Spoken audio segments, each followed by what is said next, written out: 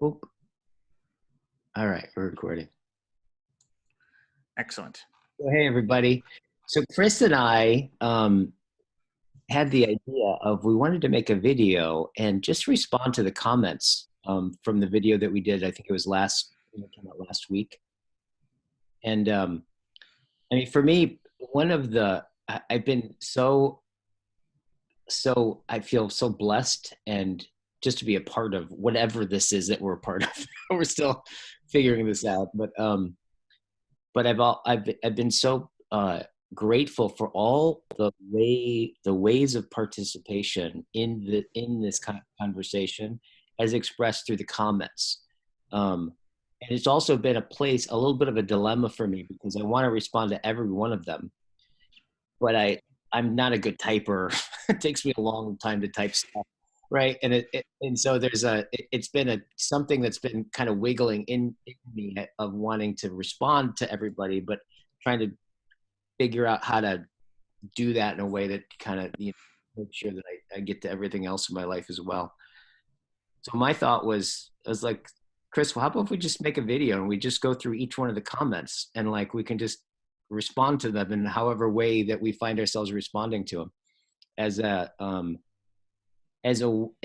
way of possibly including everyone into the dialogue and letting you know that you're having an impact on the dialogue and an appreciation for that and a response, because there's so many, like, I've been so impressed with the thoughts that have come in the comment section. I'm just like, whoa, that I didn't even think of that, or this particular angle, or this train of thought. It's just like, it's especially for YouTube, having the tone of the conversation be so warm, right? Like it just, people's comments being like assuming positive intention, like assuming goodwill, like a genuine reciprocity. Like I know YouTube is not known for their their generous humanity in the comment section. So Not remotely. yeah. No, to have that happen and to not have it be polemical, to have it be really good-natured and in good faith is a novelty. A novelty to be grateful for. And then around that novelty, I think they're trying to find a sense of etiquette. It's new. So, I mean, you can't have an established etiquette with a new phenomenon, right? So then this, I think, for maybe what this is in part is trying to negotiate a new etiquette for a new phenomenon.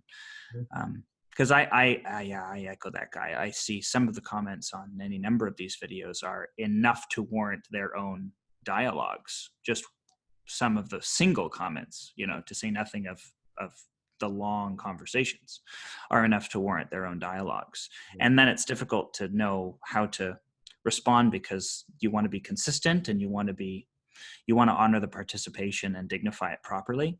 So anyway, it's tricky. So I think this was an excellent idea. This is a really, really good experimental exercise. Yeah, totally. So let's give it a shot.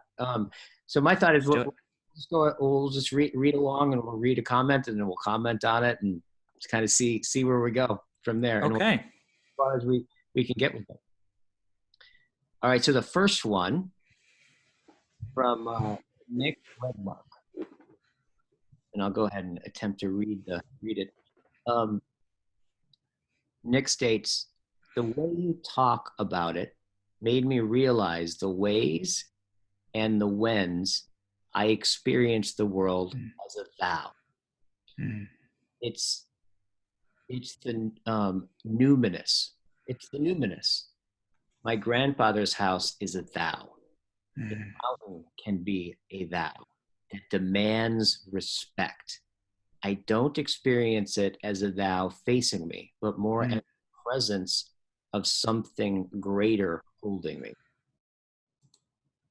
So this is really synchronistic for me so thank you for that. Thank you for that comment, Nick. And the reason it's synchronistic for me is that my grandmother recently, she's in her mid to late 80s, but thank goodness she's still strong as a bull. And she's just recently sold her house that she shared with my grandfather for many, many, many years, and moved into an apartment completely self-sufficiently and independent and left to her own devices. And that house, my grandmother's house, has also been a thou to me for as long as I can remember. And the feeling of character, and I'm deliberately gesturing back to our conversation and our discussion of characterization a little bit, but the character that that house had over and above any particular person or inhabitant in it signified in a way that seemed irreducible to me and also seemed untransferable.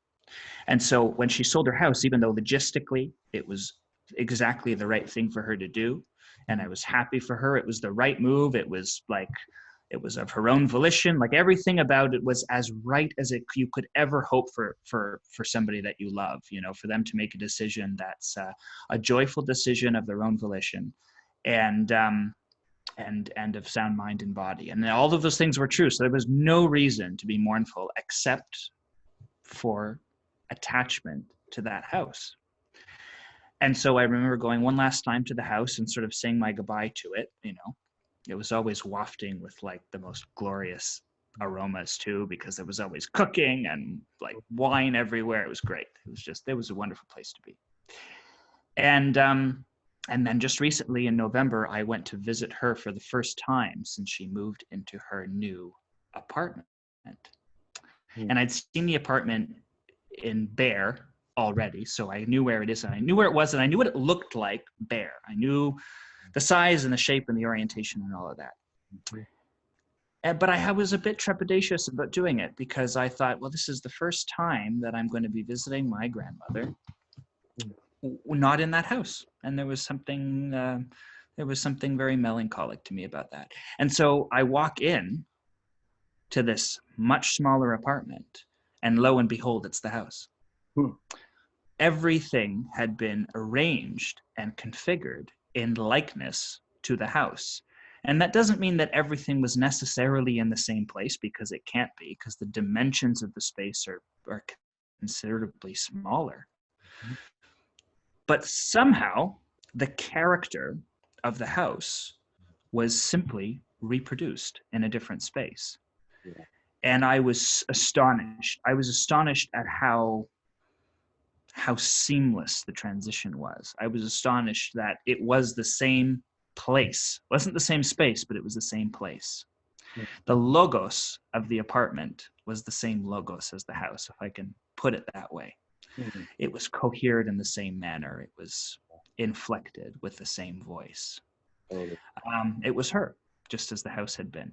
Yes. And I felt as embraced by it. It was as thou to me as the house had been, simply in miniature. And that was a very profound experience for me to see that such a thing was really possible. Yeah. Anyway, sorry, that was a bit rambly of me, but I couldn't help but to identify with what you said there, Nick. That's a cool little synchronicity for me. Yeah, and I think the thing that really highlighted there for me is like when you said, what hit me is like, it's the numinous, right? And that sense, what I take the numinous to be is when what's salient is so well beyond what I can actually visually see or hear or taste. The object somehow reveals the inexhaustible, right? In its tonos, in its particularity, right? When it emanates like that, right? And I remember when I went back to Hinsdale one time. And Hinsdale is where I grew up in my early years, and I spent most of the time in downtown Hinsdale when I was, basically 4 through maybe 8 or something like that. And it was kind of right around the time where I was not learning how to read. And when I went back there and I was sitting at like a family reunion or something like that. And I was sitting on the corner of a Starbucks and drinking coffee. And I looked up at the sign, and the sign had been there since I was a kid. And I looked up at it, and I saw it, and it was this orange, it was just like a a very simple like outline drawing, a flat image of the shape coming in and this thing kind of eating the shape. And then and then all of a sudden I looked at it and it switched and I realized, oh no, that's an eagle going through a moon. And I was like, and then Isn't that cool? I looked up and then all of the things that were left from when I was a kid almost went pop, pop, pop, pop, pop, pop. They popped, right? And because I just saw them habitually as I did when I was a kid. And it's Right. interesting because the way I would see it as a kid, it's kind of like, it's hard to describe, but I always saw that thing. It was kind of this monster thing that kind of went like this. Mm-hmm. It was unquestioned by me because I didn't see, but then it switched and I was able to see that. And it just went, the whole neighborhood went. So there's something about, I think, the Mm. primordial sense, right, of the thou-ness of the world, right? But Mm-hmm. I think it's something that like is so native soil to us, right? The world as a who, right? And, Yeah. and I also really like what you said here, Nick, about the mountain can be a thou that demands respect. And especially the sense of respect of when you think about, the word respect, spectacle, right? To respect, to re-see, right? To re-look. Something that commands my respect is something that I want to keep looking at, right? There's something about it that's more than just one glance. It deems my respect. And Mm. I don't experience, and he says, I don't experience it as a thou facing me, but as Mm. the presence of something greater holding me. Mm. I think that's a real important thing. It's like, it's that you're right. It's not necessarily like a face taught in a conversation, but it's some other thou relationship that is something like a holding. It's cradling. It's a cradling. There's even a quote. I think I can't remember who's. Is it Ponty or Husserl? But one of them said that something like that the world is our birthplace, because we are cradled by it. But our minds are also cradle for the world. Right? There's a mutual cradling, and that's very very very much what it makes me think of. Yeah, absolutely. And also Nick had created a video of our first four-way conversation that was really great. It was like Oh, a monologue, right? That he was. oh, okay. I just really appreciated like the ideas that he had, especially one that really stuck with me. That was when he said, "It seemed like the virtue, what you were all doing, was lifting each other up, right? Mm. Like that was the virtue. So like like each we would play off each other, and the job was like we wouldn't go up until everyone went up, like, and so that when you got to the top, by virtue of being at the top meant everyone was at the top, right? Hmm. Him distinguishing that part of it, that inherent, I thought was really like really brilliant and really true in a lot of ways. Absolutely. It felt that way. It's certainly that's exactly as it felt. I'll have to take a look at that. Thank you, Nick. So let's go to the next one. I'd be delighted to read the next one, Guy. Guy is an underrated. So this is Nick Shelburne, different Nick. Guy is an underrated part of the conversation. I rate him very very highly. So I don't know if he's underrated in my books. I rate him at the tip top.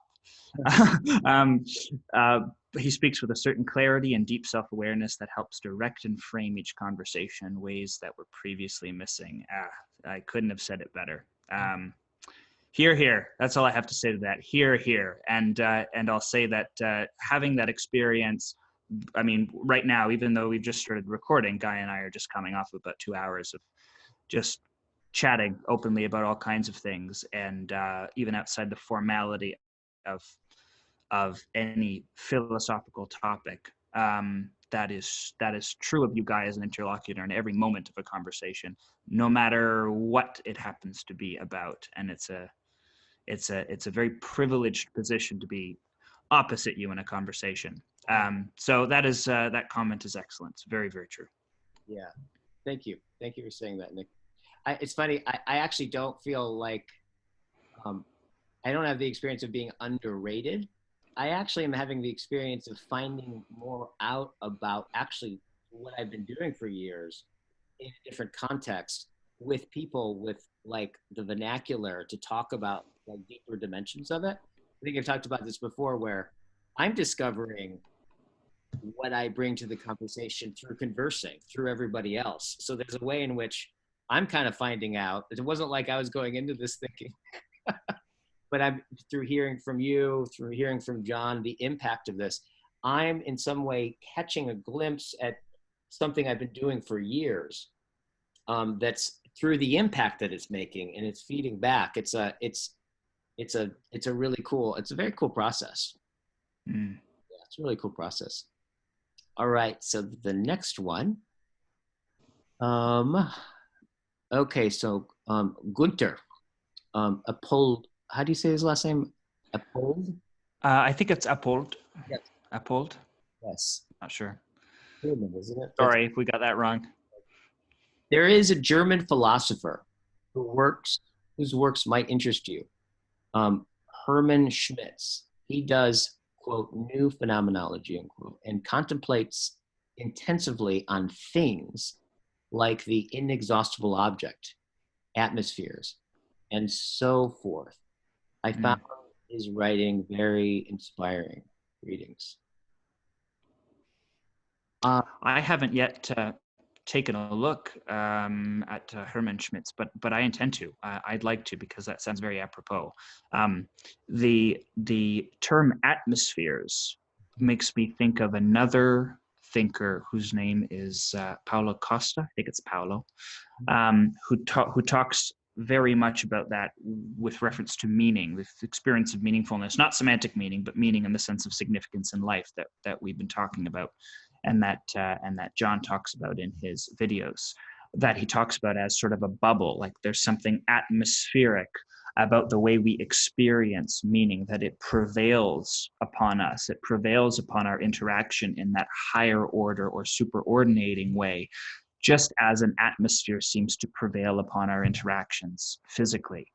And that ties in very, very aptly with all of like the abundance of metaphors and analogies that have to do with meaning as a respiration. An aspiration and inspiration, right? All of these variants of the respiratory metaphors that we tend to use. I know I use them a lot. John uses them a lot. We've used them together, Guy.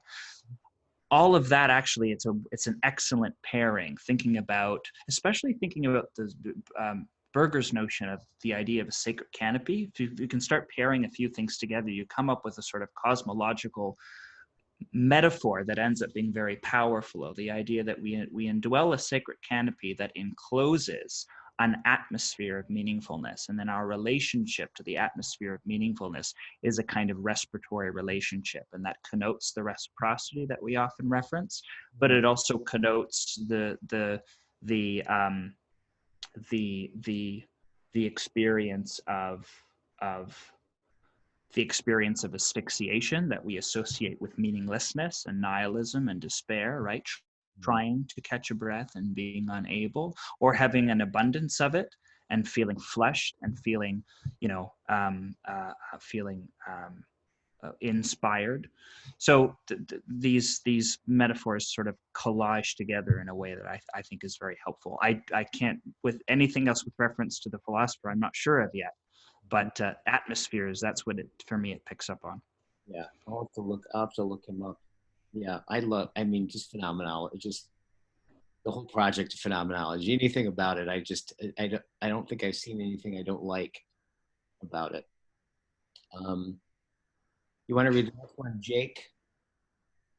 Yes, Jake Eats Pizza Rolls. Great name. The way Guy talks about reading books and going on if he doesn't understand a word and trying to grasp the character or vibe of the text is very much how I listen to these conversations with Chris, John, Jordan, and Guy. And also include in that Jonathan Pajot. Like a lot of times other Johnny V. I love that. Can I just say I love that people are now calling John Johnny V. It's fantastic. We'll use very technical terms that I can't exactly follow. I think that's a common experience. or Peugeot, very symbolic language, etc. But I find myself letting go of that and really trying to feel the content of the conversation the way described in this video. I've often worried that I wasn't getting the proper meaning from things because of this, but hearing you guys also think and understand in that way is very reassuring. Keep up the great work. You're changing the game. Thank you for that. Yeah. Thank you for that. And yeah, it really is true. It's certainly true for me that that's very, very much the way I also read and listen. Certain things, if I think that a certain term might be really fulcral for an argument or an idea, then maybe I'll dwell on it for a moment. But generally, the poetic flow of a conversation or an argument will intimate its significance more than the individual instances of semantic content in any given sentence or phrase. And so following the cadence and the flow of that over signified meaning, I find is much more predictive of the significance and ultimate direction of the conversation than stopping to preoccupy with any one phrase or term, with some exceptions, but I generally find that to be true. And that sense of holding something that is you don't quite get, but there's a context that is revealing it, and holding that kind of the ambivalence of understanding around it, and then the word comes up again, or that concept comes up again in another way. Yes. Circle around it, and you circle around it. I think there's something very tied, I think, to how we acquire language, right? Because if you look at it epistemologically, how the hell does a child learn its first word without knowing other words by which to understand that word? There's a mimicry, like something much deeper than epistemology. It's like it's more ontological. So kind of, I think there's that sense of where a lot of the things that we're talking about presupposes that you understand what we're talking about in order to talk about it, right? So it's so complex, right? That they linger as like in some ways I think it even holds true of, like, I'm not even aware that I don't understand it until I understand it, and then it pops out. But that ability to stick with something and to just, you have a sense, your interest is drawn to something, but you can't quite describe what it is that you're interested in. But there's something you're connected to. There's something that you can hear the call of what's beyond the horizon that's having you walk forward. There's something about a conversation that seems very, very apropos to that kind of hermeneutic, phenomenological unfolding, right? That's right. I'm excited about the form of the conversations, and like why comments are so cool, because you can kind of get this sense of, just like a lot of these comments, you can feel people having gone through something, right? Expressing something that is alive for them. They're not just putting out propositions, but they're disclosing like an emotional sense to it as well. I really appreciate that.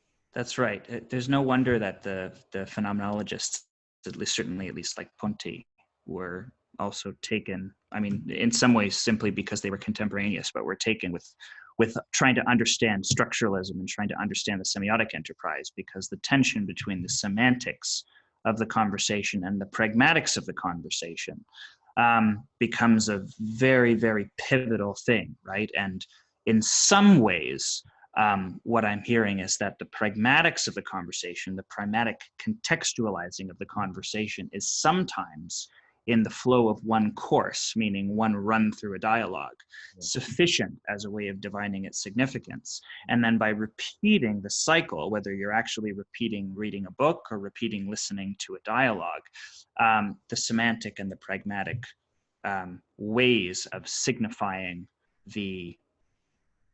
ways of signifying, period. The conversation then begin to, the relationship between those two dimensions of signification begins to come clearer, begins to actually, you can negotiate it as you go along. So there's an interesting sort of gesture of faith implicit in the pedagogical exercise of simply surrendering yourself to the flow and then being willing to repeat it so that those dimensions of signification can actually work themselves through the repeat visitation. Yeah. Yeah. And I just like that sense of like not, because it, a lot of these conversations is a backdrop of divesting ourselves from like just, centuries of Cartesian presuppositions about things, right? Mm-hmm. This kind of sense of that, like what happens just like outside of the periphery that you don't notice is as much part of and influential of the things that you're looking at right in that moment. So Mm-hmm. there's something about all of that that gets into this the thing that Gunther's talking about, I think. Yeah, yeah, and I also have this sense sometimes in the throes even of a conversation or even listening to one where I I experience the meanings that erupt from the conversations. I almost sometimes experience them in a more eidetic way than a linguistic way, right? That the way that they intimate and connote, let's say, a particular argument or a particular phrase, sometimes they conjure there's an imaginal life to them. They conjure images as opposed to squarely semantic propositions. And so there's something like it gets tricky now, right? We're to a level of abstraction that becomes tricky, but I don't mean image it necessarily in the literal sense, but certainly the non-linguistic sense of meaning that is intimated by something that has value beyond its propositional content. And so the rhythms of a conversation are composed of those more eidetic entities, just as the tonos, the tone of a conversation, is as signifying as its content too. So there are all these things that are going on outside the margins of the linguistic content that become available to us when we take a participatory position with reference to it, right? Then the conflicted, right, is that the conforming logos of participation allows us, I think, to immerse into those non-linguistic properties that begin to spill out of the dialogos when it's committed and when it's intimate. And I think the possibility that perhaps those who aren't actually partaking of the dialogue in the immediate instance of it still are able to participate around it and still identify with its process, I think is there's something about that lies at the heart of the potential of this enterprise in the first place, which is I think what we're trying to get at, right? The participatory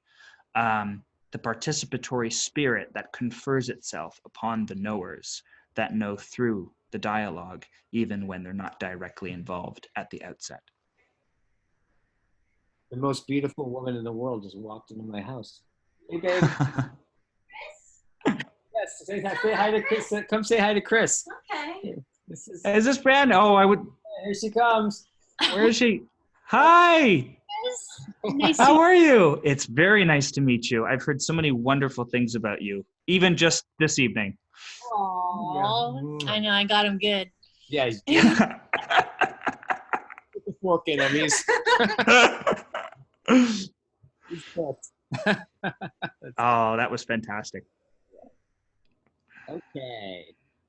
So the next person, Richard Elliott II. The second. Yes. Thank you, Guy. This is the first time I felt like I got a handle on the use of the word terminology. Well, you're ahead of me. Yeah, no kidding. Me too. In the context of the conversations I've overheard on YouTube, around 35 minutes, you spoke of altering perspectives on objects at grandma's from a adult three-dimensional perspective, basically. personalized perspective to an object, depersonalized one, and trying to hold that as long as you could. That seemed to me the beginning of trying to adopt a phenomenological intention. Interesting. Although while being pre-verbal, I don't think it sounded pre-reflective. I felt I understood how you characterize the mind's facial recognition function that reflects the relevance. Is that the R&R mechanism? I think that means relevance relation. Yes. That is precognitive or maybe pre-reflective. You know, it's interesting. I noticed. I think I used unknowingly pre-reflective in a. I've noticed that a lot. John's kind of like restated some of the things that I've said whenever I say pre-reflective, but I think I do mean that sense of not just like consciously understood, but yet deeply intelligent, right? That primordial ground, right? Yep. You can realize and transframe, you know, that sense of transframing. Yep. I really appreciate what he's saying. See, this is like, I mean, it's this stuff. I mean, these are just amazing comments, right? Yep. Yeah. I think the world presents information about itself to us in ways that are pre-cognitive or pre-reflective. Yeah. I have known people who are sensitive to the feel of a room or place they have never been to and know something or something terrible has been there. Places do have auras. Okay, I said. These institutions are not usually personified from what I've observed. Some category mistake? I don't know. And I don't usually hang around to find out. I really sympathize with what I heard as your questioning concerning the integrity of the particular. I believe in personhood because I believe in the imago. Imago Dei, image of God. Oh, that's a good one. Yeah, Augustine. And I get to the meta coordinate category of personhood by chasing down and providing a taxonomy of psychological qualities that range the broadest scale of the superordinate to the subordinate. Why do we have, you want to respond to that? No, go ahead. Why do we have to take everything to the nth degree? Heidegger wrote of our our commitments to both the categories we are given in our culture at birth and the ones we develop in our projects. This necessitates a recognition of limitation. It ain't necessary to know everything about something. It's impossible. The world doesn't sit still for that. I like that. I think that's a good turn of phrase. That says it well. To me, any particular object, person, event, etc., should hold the integrity of its uniqueness until it doesn't anymore. Relevance realization. I dated a girl for a month or so, liked her, wanted to get to know her better. One day she says, "Richard, I want to get to know the real you." That was the end.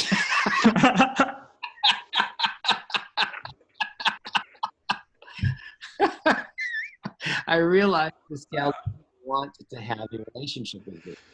She wanted to figure me out.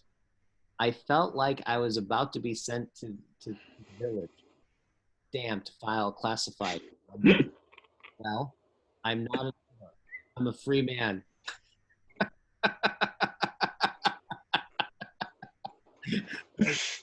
I don't know how to explain personhood. I feel I know how to do it. And good luck to you fellows on this project of vowing the world bereft of the category of mistake of personifying being. You'll need it. That we will. Yeah. That we will. Yeah. Anything you want to say about this one? I don't know. I'm appreciating it. Yeah. I'm appreciating it. Yeah. I think what I'll say is like, I'm first of all, I just really dig all the distinctions that you're making, and also the sense of, dudes, like, it's so complex. There's some things that you just can't grasp onto and hold in front of you. In fact, I really appreciate that, and I think Heidegger deeply appreciates that, and Mm-hmm. almost changed the world through appreciating this sense of that truth is as much about concealment as unconcealment.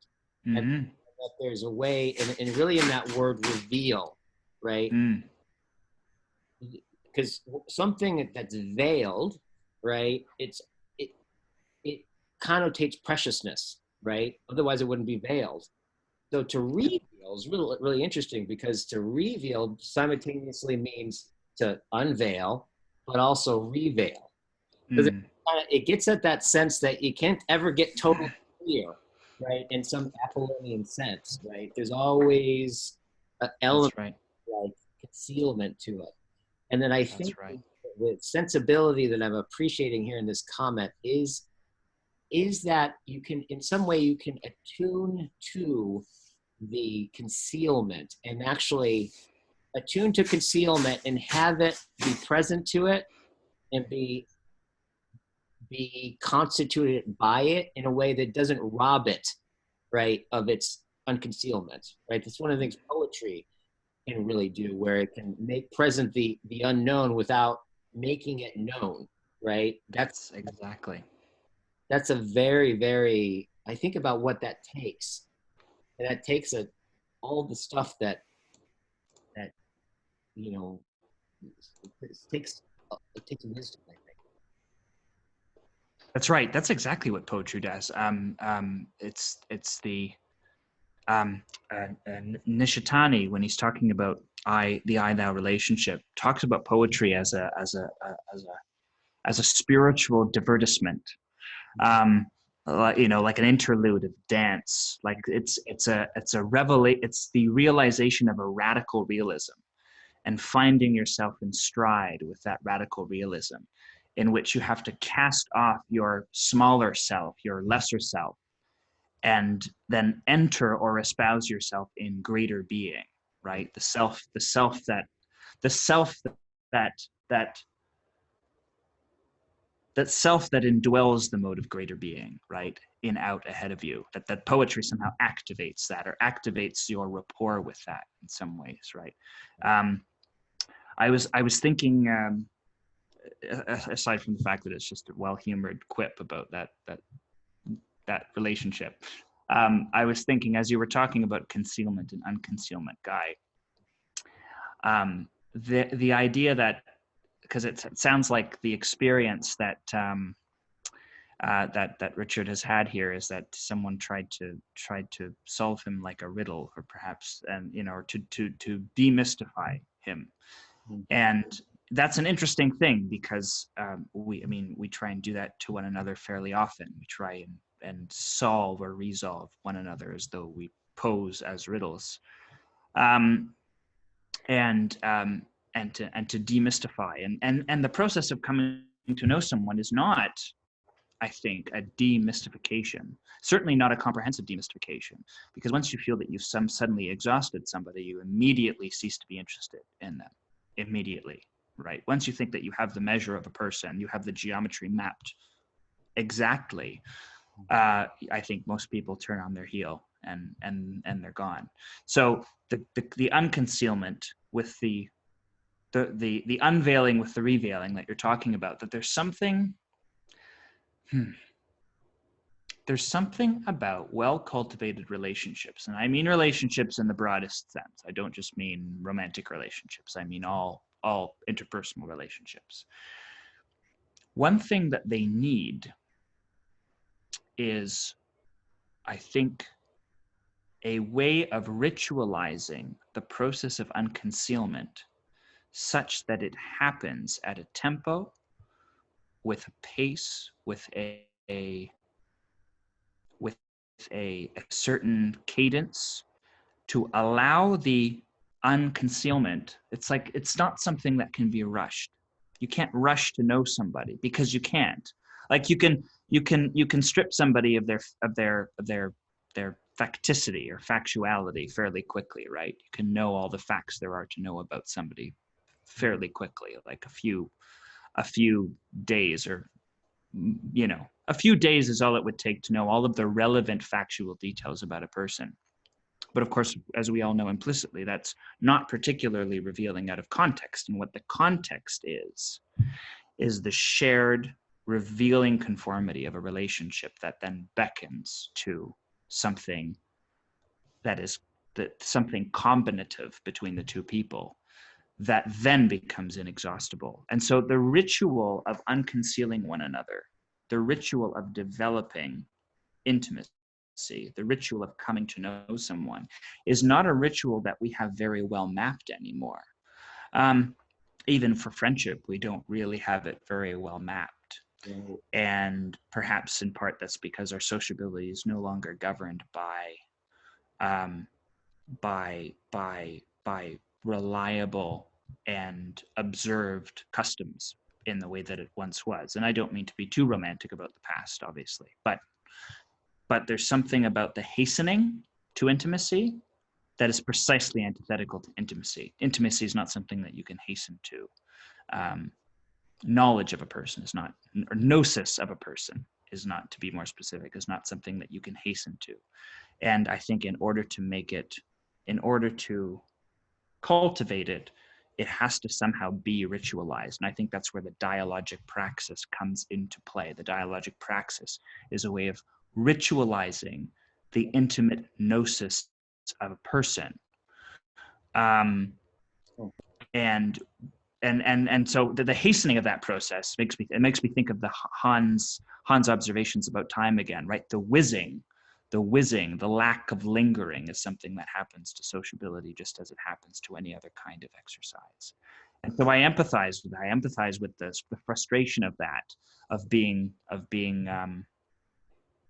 treated as sort of something to be unboxed. God, there's this strange phenomenon with unboxing that's going on now. Maybe that has something to do with it. Yeah. Because obviously we just don't work that way. Yeah, totally. And I mean, this is a whole other conversation. I just also really appreciated when you talked about that, the getting to know somebody and tending to the relationship, that there's a pacing, right, to the revealing, and in a way like that we used to have rituals, like a courtship, the notion of courtship. Courtship. Yeah. Really interesting that in my lifetime, I grew up with this kind of general sense that I'd live my life, and somewhere along the way I would meet the person, right, that I would marry in the living of my life. And there was just kind of the background. It was built in some way to the fabric of the rituals of all my social practices and the culture and all that. And very, very recently, and it's stunning how much of a dramatic change this is, and how normalized it got so quickly. But it is a dramatic thing. This thing is that I think it's become, in the assumptive background, that you probably won't meet the person that you out in your life that you're going to marry. You're going to do it through a dating website, which is, when you think about it, that's a completely different thing. You show up already sizing each other up, right? Mm-hmm. So one of the things I've noticed is that there's a certain look. Having your profile, I guess, is this whole thing, and matching them up, and like looking at the person as a set of basically quantities, right? Mm-hmm. That you show up already sizing each other up for that, and so you kind of reduce the person to this, that, and the other thing, based on a thing that's already kind of set up in advance. On one level, there's something kind of cool about that, right? Like, let's get to it. This is what we're going to do at the bar anyways. We're doing that anyway. But there's a way, right, when you remove all of the ride of getting to know somebody, right? Including the withheld sense of like does she like me? Do I say it first? Do you say it first? Everything from all of that emerging from your lived experience and the embodiment That's right. to all of a sudden, boom, all that's optimized in front of you. Yes. I think that last thing he said, right? Yes. I could just imagine the sensibility of Yes. who did that is probably, I could just see it. I don't know if that's, of course, I don't know if that's actually true, but like, it seems like the very same sensibility of how you go about getting into a relationship with someone. Mm-hmm. Bizarre. I hardly Yeah. hear anybody really talking about that, but that's a dramatic change. This is a conversation topic unto itself that maybe we're going to have at some point, because it's very, very rich and it's bizarre and it's and I mean, one thing that's interesting about what you're saying, Guy, about coming prearranged with an MO, right? When you're meeting someone for the first time versus having to negotiate it. Because one thing that's like something like online dating does is it prefits you with context. You arrive, you have context. Yeah. Context is important. Context building, cooperatively developing and unfolding context between two persons is part of the process of signifying a relationship. You signify a relationship by giving it context. That actually is part of developmentally, I think, is actually part of the burgeoning or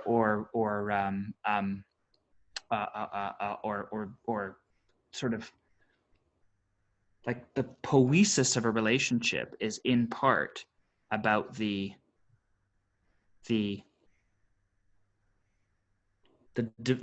something about the development of shared, a mutual condition, and when you meet someone by coincidence of by the coincidence of place, you work to negotiate that shared context, and then the content of the relationship ends up informing and then interacting with its context as though between levels of signification. When you come pre-fit with a context, there's a certain amount of discovery, I think. There's a certain amount of mutual unconcealment. And this is not a condemnation of online dating. It's just an observation, right? That there's actually a privation of a certain amount of mutual discovery, because part of discovering the content of one another is discovering your mutual context, then negotiating it together. And when you come fit with it, now obviously it can change and it can evolve. So it's not as though, I mean, you're still going to have to do that, but there's something about arriving and having it premeditated that I think makes for a very different kind of experience. Yeah, totally. Yeah. And so much you think about it, like in that slow enactment of disclosure, it's funny. It's like we both find out who I am with you through that enactment, through the withholding of as close to the moment I become vulnerable and all of that, like exactly. It's not just like it's me that's going to unfold this like one finger at a time. It's more like the act of unfoldment in a sense constitutes a me, right? That is dwells and is of the relationship, right? So it's like that sense of like how relationships they it's like, yeah, there is this quality of like, if we meet and we get into a relationship, we spend the rest of our lives together, the self that's in a relationship with you, right, will be radically the self with the hyphen connected to the thou of you that constitutes the me that I don't even know to write on my thing. Right? There's like, exactly. Yeah. It's an interesting thing to think about. You're right. That's exactly. It's a different, ultimately, one way of putting it too is it's just a different game. You're playing a different game all of a sudden, right? Your game isn't to discover what could be happening. Your game is now to figure out what to do about what has happened. Right. Yeah. Well said. Okay, empty head. Thank you so much for this. Found myself giggling in recognition. Um, I think I'm so glad that we were able to make you giggle. That like it's so encouraging. But I actually I've noticed this in like a lot of the comments a lot, and especially the conversation we had. And I really like this experience of where we start talking about some aspect of life that isn't total. It doesn't quite have a category, right? Yet Mm. I say something, you're like, oh, that's right, and then all of a sudden it starts to this thing that usually isn't framed starts. Mm-hmm. We realize, oh, there's a something there, and then that starts to unfold. It felt like a lot of it about understanding, right? About everything from learning how to read to what the experience of Yeah. it. We were going into a place that doesn't have a whole lot of language, or it doesn't show up as a something.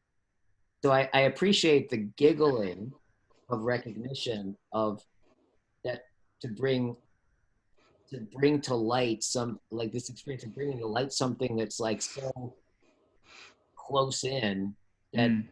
it's hard to even talk about it or even to point at it, but to tease it out, right? And then we're like, oh yeah, there is that experience. I never thought to think about it. Yeah, there is. It's kind of like this color and it's like this, and that starts to shape. I felt like that conversation was very much like that. It was really neat. Oh yeah, yeah. I have the same experience. There's so much recollection that happens because you just we before we started recording, we were talking about this. We were talking about the revelation of what you already know but weren't aware that you knew, and that process being analogous, at the very least, analogous to the idea of recollection in the Platonic sense. And so I find a lot of that. That's why there's so much alacrity in those conversations, because it's like, oh my God, yes, it's a cascade of recollection to me, and that's what makes it such a profound experience. So giggle received, just right back at you. Empty head. Yes, So Mary. This is so great. I have to write this thought down before it disappears from my head. Masculinity, and do not read that as men. Point well taken. Perceives the vulnerability of the world. Femininity, and do not read that as women, is the vulnerability of the world. Is the vulnerability of the world. I should have added emphasis. Oh, interesting. Yeah. Yeah, there's a lot going on there archetypally. That's very interesting. That's really interesting. Honestly, Mary, like you, almost in every, I've really just appreciated your all of your comments and all. So thoughtful, always. Totally, it just so. I just want to say this. I want to say that like I really feel the genuine spirit of Christianity in everything that you do. Like it's like it's so it's like potent and it's lived, and I can feel you dwelling in it, and I just so appreciate the breadth of your intellect and the openness of your mind, and like how of the dialogue is of the same soil. I feel the soil I'm sitting on is as I'm reading it, I feel like the soil is being read, that I'm constituted by in some way. So I just really appreciate the wisdom that you bring with all of them. This is just one of them. I'm like, oh God, yeah, that's so true. There is a quality of the master in us that like that which can perceive the world, right? And perhaps this is why a lot of philosophers, right, are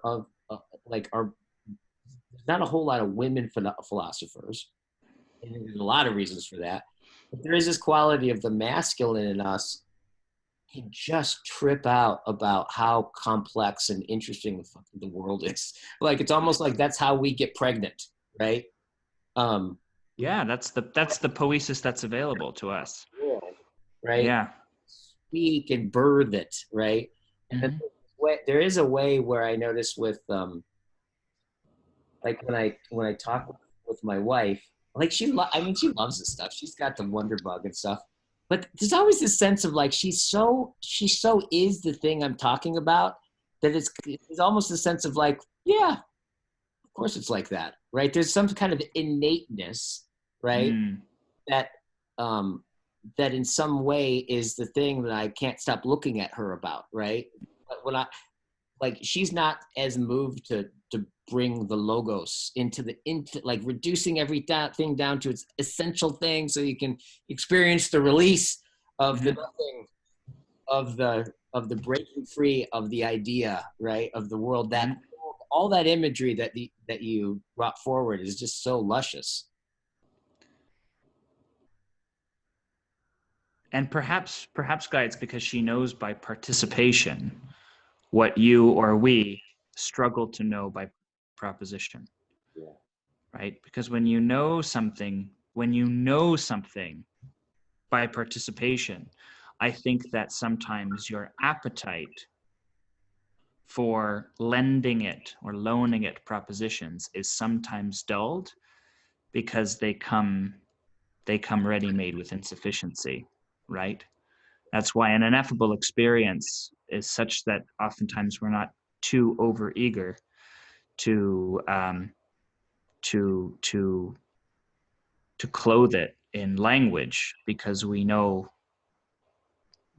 that all we're going to do is risk diminishing it. So to know something by participation is in some sense to be sated in a way that we can't be sated if we're striving to proposition the logos. Oh, yeah. And I think you're right. It's not reducing it down to like gender. It's a deeper idea, for sure. Yeah. And then I mean, obviously the implicit eros within the archetypal structure of that observation then makes me think of the ontological flesh again a little bit, right? And I think what Ponte describes as the reversibility of the ontological flesh, right, as a relation between bodies. And that it also makes me think then about the difference between the dialogue. So one thing that some of the phenomenologists talk about is the dialogue between subject and object. And what we've been talking about all the while is that the dialogos has a character of gathering intimacy that is absent oftentimes in regular discourse, regular dialogue. And so it seems to me we've been talking about we've been talking about transmuting the axis of intersubjective dialogos to ontological, to a dialogic knowing that is ontological in nature, right? The thouing of the world. That's what we started by talking about. And so in some sense, I wonder if the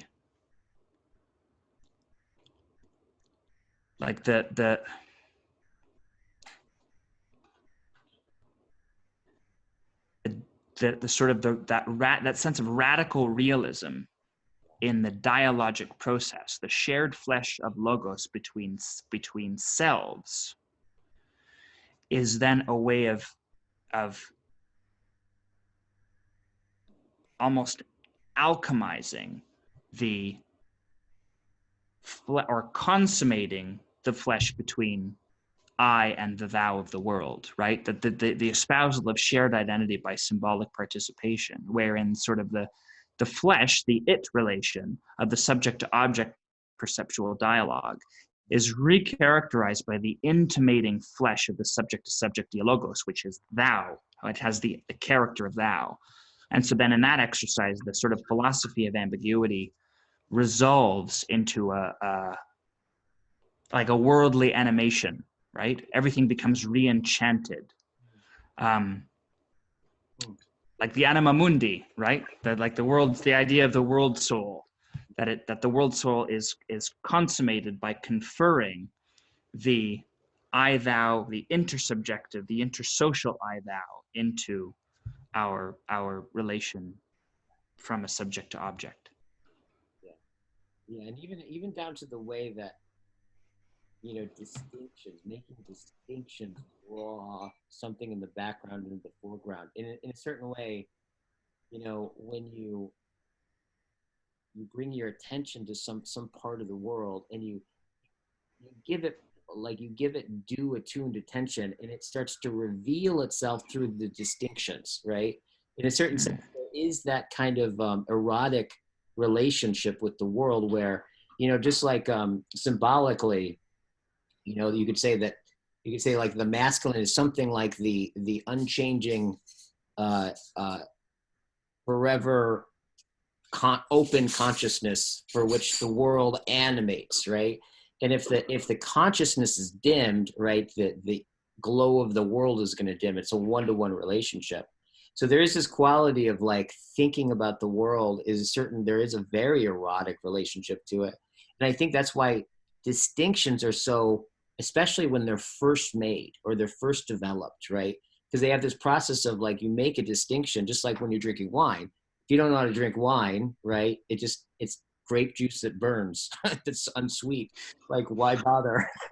But like somebody really has cultivated it, and you start to, there's an opening. Appreciation, the appreciation process.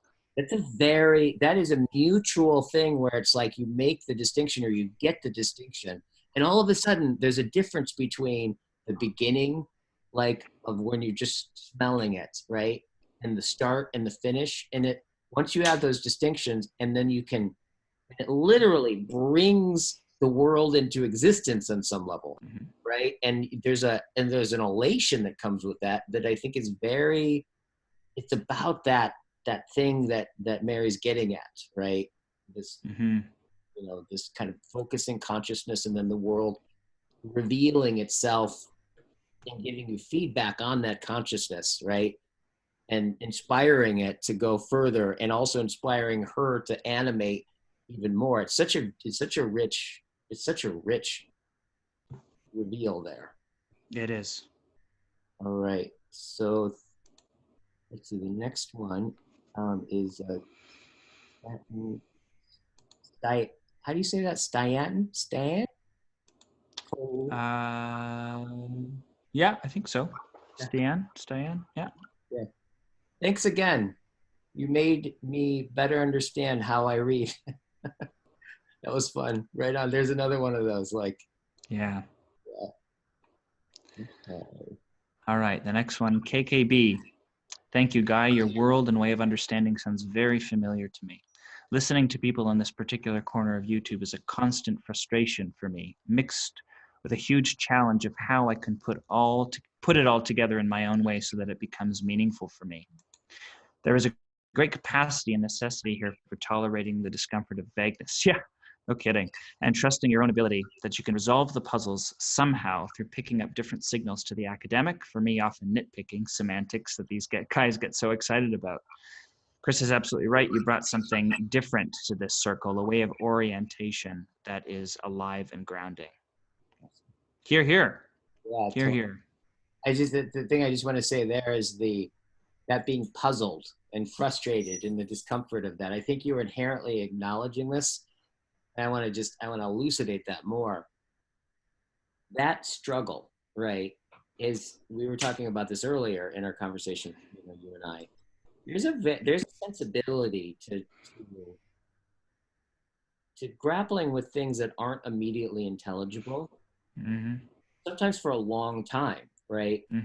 That is, I owe so much of what I call good in my life is about that sense of dwelling and struggling with something, living with it, right? And it not being so linear, and the acrobats that you're trying to do, and the frustrations, and then the insights, and then they slip away. That whole process of dwelling in this conversation, I think in some ways is the point. That's the practice point of it, right? And it's like that sensibility to dwell, right? It's something that I think is becoming rarer and rarer, right? There is such a sense of where if it's real, it should be immediately there, right? This kind of instant optimization, the standing reserve, awaiting to be extracted. It is a resource, right? All of that sensibility is so deeply in all of our social practices now. I think it's what comes on, is going on with it, what we were talking about with dating. It's so pervasive and we don't see it. And it's so strange, but we don't see it. This sense of like struggling, being puzzled by something, like sticking with it, like all of that is like, I think, to me is a restoration of something of a deep wisdom, Mm-hmm. And a humility of being with something. And what I think is what breeds something like character, right? Mm-hmm. Mission and like dwelling in something and reading things and tolerating and not demanding that things be immediately intelligible. I think there's just the practice itself of doing that, whether or not you ever understand what you were grappling with, the process of attempting to and living with that process, you walk away and the machinery that exercises, right, is in itself, in some ways, the point or the benefit, right? Mm-hmm. It's very much. Absolutely. Absolutely. Yeah. Absolutely. Yeah. I think this entire process for me is simply an exercise of living within a question. Right. And you can find your open-ended self within an open-ended question. Mm-hmm. And yeah, that's this process to me in a nutshell. It's of course it's uncomfortable, but by necessity, by deep necessity, it is uncomfortable. Yes. So how about I need to go here relatively quickly. Let's see if we can. All right. Should we try and should we just stop and pick it up at another time, or should we just try and plow through? What do you think? Let's do like one more at least. Okay. Do you want to go ahead? Yeah, sure. Guysengstock, you mentioned that there has been a lot of online comments, conversations around the Tao structure of the world, inspired, I think, by the previous discussions with Chris, Jordan, and John. Can you tell me where those conversations have been taking place, or did you mean the YouTube comments? I'd like to join in if possible. Thanks. Also, may I ask the title of the book mentioned in 1630? So I know the book, the second part of the question, it was the book that you actually sent me, Guy, which I got a lot out of and made great use of, which was Mark, I think Rakowski, I think his name is, Mark Rakowski's book on Heidegger and Plato. I can't remember the title of it. It might just be Heidegger and Plato, or it's something very straightforward like that. Anyway, it's a really, really good book. It really is.